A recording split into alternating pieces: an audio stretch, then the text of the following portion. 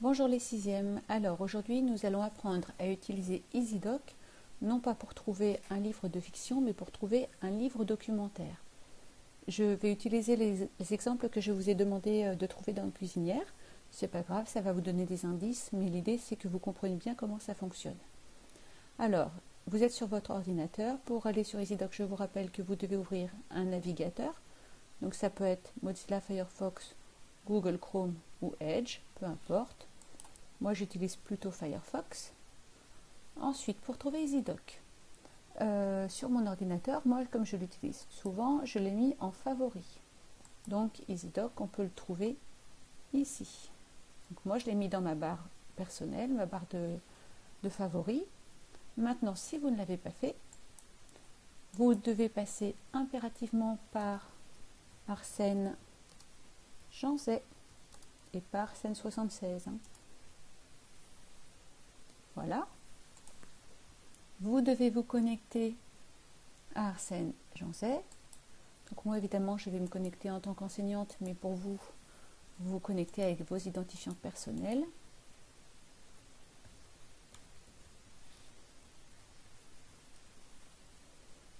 Voilà, voilà. Alors, EasyDoc, pour ceux que j'ai eu en cours, donc je crois que j'ai eu à peu près tout le monde. Vous vous souvenez, il fallait d'abord aller dans la rubrique CDI. On le trouvait ici, à côté de l'emploi du temps. Donc là, le petit curseur se transforme en main, ça veut dire qu'on peut cliquer et ça va ouvrir une autre page. Mais on pouvait aussi le trouver ici, EasyDoc, le catalogue du CDI. Et de nouveau, on pouvait cliquer sur le lien. Il y a un autre endroit maintenant où on peut le trouver, un endroit auquel tous les élèves ont accès et qui s'appelle ressources numériques. Les ressources numériques, je vous présente d'abord le médiacentre. Donc dans le médiacentre, vous avez un dispositif pour vous aider à faire vos devoirs faits. Pix, alors Pix c'est pour apprendre à utiliser Internet. Vous pouvez essayer si vous le souhaitez. Et Lumni, je pense que vous connaissez tous maintenant, c'est des cours mais sous forme de vidéo. Donc là pendant le confinement, ça a été pas mal utilisé.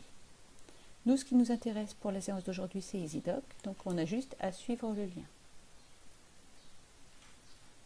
Voilà, alors ça ressemble pas tout à fait au EasyDoc que je vous ai montré avant de partir en confinement, puisque là j'ai choisi comme page d'accueil la continuité pédagogique. Donc vous avez des sites internet qui parlent de la citoyenneté, du développement durable, des langues, de l'EMI, de l'EPS, des arts plastiques, des maths, SVT, enfin des sciences, de l'histoire géo, du français. Donc tout ça, vous avez le droit d'y aller, bien sûr. Vous pouvez aller le découvrir si ça vous intéresse. Et vous, ce qui va vous intéresser aujourd'hui, c'est plutôt l'onglet élèves. Là, vous retrouvez un espace que vous connaissez déjà. Donc avec des livres à découvrir, ce sont plutôt les derniers livres enregistrés.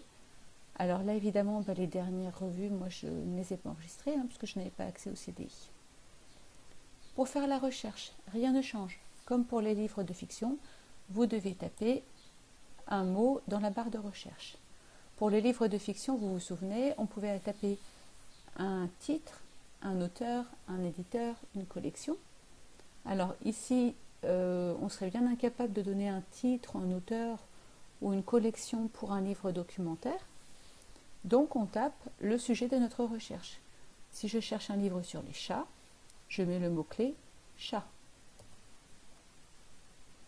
Alors si vous le mettez au singulier, EasyDoc va faire les recherches sur les livres qui sont au singulier et au pluriel. Si vous mettez au pluriel, il est possible qu'il ne trouve pas les livres où chat est marqué au singulier. Je lance ma recherche avec la petite loupe et là on voit que EasyDoc a trouvé 148 résultats. Alors 148 résultats, c'est vraiment beaucoup. Quand je regarde les résultats, on ne va pas tout regarder, mais on regarde le début. Le premier, Copain des chats. On voit ici que c'est un livre. Alors vous avez le titre ici, l'auteur, la date de publication, l'éditeur, un résumé. Si je clique sur le livre, le résumé est un peu plus important et on a accès à la quatrième de couverture. La quatrième de couverture, première de couverture, normalement ça vous parle. Voilà, vous pouvez aller avoir la biographie sur Wikipédia. Et ici, ce qui va vous intéresser, vous, c'est de localiser le document. Vous vous souvenez, la cote, c'est pour trouver les livres dans le CDI. et bien la cote, vous n'avez pas besoin de la chercher, elle vous est proposée. Donc un livre sur les chats va bien être dans les 590, et même plus précisément 599,75 pour celui-ci. FRA correspondent aux 3 premières lettres du nom de l'auteur, puisqu'il s'appelle Fratini. Sur Cuisinière, je vous demandais aussi de trouver un livre sur Picasso, en tout cas de donner sa cote probable. On peut vérifier. Alors, j'en ai pas beaucoup.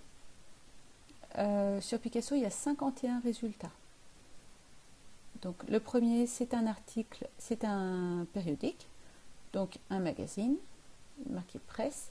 Et quand on regarde la cote, il n'y en a pas, puisque les magazines n'ont pas de cote. Il n'y a que les livres. Ici, pareil, presse, c'est un magazine ou un article dans un journal. Hop, hop, hop, hop, hop. Donc, vous avez vu, ça peut être très très long. Donc, on va voir un autre système qu'on aurait pu faire pour le chat tout à l'heure aussi. Donc là, vous pouvez trier par sujet. Par éditeur, c'est moins pertinent. Vous pouvez choisir d'afficher seulement les romans et les BD. Donc là, il se trouve qu'il y a un roman qui contient le mot Picasso. Et ici, ce sont les documentaires. Donc attention, dans les documentaires, il y a à la fois les livres et les périodiques. Donc là, pour cette recherche-ci, c'est un peu moins pertinent. Pour les chats, vous pouvez essayer, c'est beaucoup plus pertinent. Donc là, j'ai bien un livre et Picasso peint Guernica. Localiser le document et on est bien dans les 750. 759.6 très exactement. Je remonte. Et là, vous avez normalement des documents en ligne. Donc en ligne, ce sont des sites internet. Alors là, Educarte, pour le moment, nous ne sommes pas abonnés. Donc, même si je clique sur le lien, il ne se passera rien. Après, il existe d'autres vidéos qui ne sont pas forcément sur Educarte. Donc avec ce thème-là, peut-être pas, mais avec d'autres thèmes, vous avez accès à des sites internet adaptés pour les collégiens. Voilà, donc le petit travail que vous allez faire aujourd'hui, c'est juste regarder cette vidéo. Et vous devez, si c'est possible, faire une recherche sur un sujet qui vous intéresse. Et ensuite, vous m'envoyez par mail, sur Arsène, le sujet de votre recherche, le titre du livre que vous avez trouvé au CDI et la cote. Voilà, c'est pas très compliqué. J'espère que j'ai été suffisamment claire. Si vous avez des questions, n'hésitez pas à m'envoyer un petit message, j'y répondrai volontiers. Bonne journée!